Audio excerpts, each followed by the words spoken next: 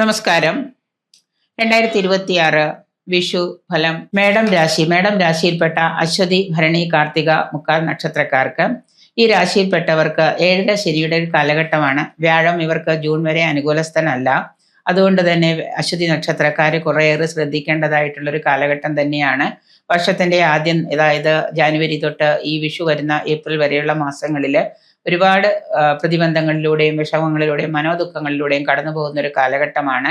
2026 വിഷുവിന് ശേഷം ഈ മേടം രാശിക്കാർക്ക് വ്യാഴം ദോഷപ്രദനാണ് എങ്കിലും സർക്കാർ തലത്തിലുള്ള ഉദ്യോഗസ്ഥരായിട്ടുള്ള ആളുകൾക്ക് മേലധികാരികളുടെയൊക്കെ അപ്രീതിയൊക്കെ അനുഭവിക്കാനൊക്കെ യോഗം കാണുന്നുണ്ട്. എന്ത് ചെയ്താലും ഏത് ചെയ്താലും മേലധികാരികളുടെ ഭാഗത്തു നിന്ന് ഒരു നല്ല ഒരു അനുഗ്രഹമായിട്ടോ സന്തോഷമായിട്ടോ ഉള്ള വാക്കുകളൊന്നും ഇവർക്ക് കേൾക്കാൻ സാധിക്കുന്നതല്ല.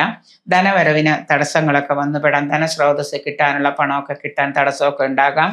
വർഷമധ്യത്തോടുകൂടി ഇവർക്ക് ആദായം ലഭിക്കാൻ ജൂൺ മാസത്തിന് ശേഷം ഏതാണ്ട് ജൂലൈ, ഓഗസ്റ്റ്, സെപ്റ്റംബറോടുകൂടി ഇവർക്ക് ധനസ്രോതസ്സുകൾ എന്തെങ്കിലും കിട്ടാനുള്ള പണമൊക്കെ കിട്ടാനായിട്ടൊക്കെ തടസ്സങ്ങളൊക്കെ മാറുന്നതാണ്.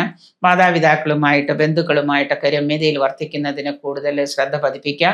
ആവശ്യമില്ലാത്ത കലഹങ്ങൾക്കും പ്രശ്നങ്ങൾക്കും ഒന്നും മുതിരാതിരിക്കുന്നത് വർഷാദ്യം വളരെ നന്നായിരിക്കും. കോടതി വ്യവഹാരങ്ങളൊക്കെ പ്രതികൂലമാകാനൊക്കെ സാധ്യതയുണ്ട്.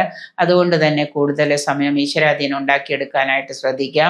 വീട് പുതുക്കി പണിയുകയും അതുപോലെ തന്നെ പണി തീർന്ന ഭവനത്തിൽ താമസയോഗ്യമാക്കാനും വർഷാവസാനത്തോടുകൂടി സാധിക്കുന്നതാണ്. എങ്കിലും ധാരാളം അലച്ചിലുകൾ ഉണ്ടാകുന്ന ഒരു വർഷം തന്നെയാണ് 2026 എന്ന് പറയുന്നത്. കൂടുതൽ നിങ്ങളുടെ ശ്രദ്ധ പതിപ്പിക്കേണ്ട ഒരു വർഷം തന്നെയാണ്. വിദേശ യാത്രകൾ ആഗ്രഹിക്കുന്നവർക്ക് അത് സഫലമാകാനൊക്കെ യോഗം കാണുന്നുണ്ട്. തൊഴിലിലെ സ്ഥാനഭ്രംശം വരാതിരിക്കാൻ നോക്കുക.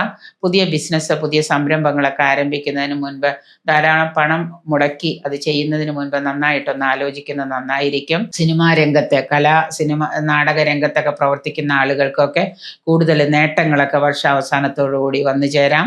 മനോദുഃഖം ഉണ്ടാക്കുന്ന പല കാര്യങ്ങളും ശ്രവിക്കാനും അതുപോലെ തന്നെ അത് കൂടുതൽ മനോദുഃഖത്തിനൊക്കെ കാരണമാകുന്നുണ്ട്. ഉന്നതരായ ആളുകളുടെ അഭിപ്രായങ്ങളും നിർദ്ദേശങ്ങളും സ്വീകരിക്കുന്നത് ബിസിനസ് തലത്തിൽ ആളുകൾക്ക് നന്നായിരിക്കും. തൊഴിൽ രംഗത്ത് കൂടുതൽ പ്രതിബന്ധങ്ങളൊക്കെ ഏറ്റെടുക്കേണ്ടി വരുന്നതുകൊണ്ട് ഉന്നതരായ ആളുകളുടെ അഭിപ്രായങ്ങളും നിർദ്ദേശങ്ങളും ഉപദേശങ്ങളും ഒക്കെ നിങ്ങളൊന്ന് ഏൽക്കുന്നതും അത് പഠിക്കുന്നതും മനസ്സിലാക്കുന്നതും ഒക്കെ നന്നായിരിക്കും.